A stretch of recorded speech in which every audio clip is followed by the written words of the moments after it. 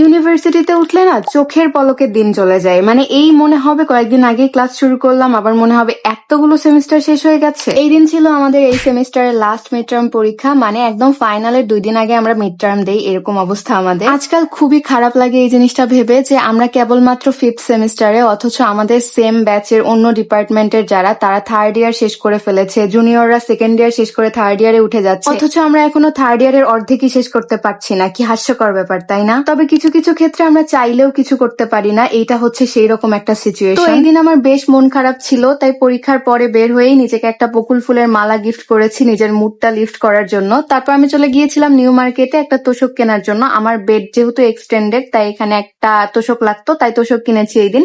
তো এই তোশকটা আমি নিয়েছি হচ্ছে এই যে নীলক্ষেতের সামনের অপোজিটের যে মার্কেটটা আছে ওখান থেকে। আর আমাদের হলে কিন্তু এই জিনিসগুলো রুমে নিয়ে যাওয়ার জন্য এরকম ট্রলি থাকে, তো ভাবলাম এই সুযোগে তোমাদের দেখায় নেই। So that's it for today's video. By.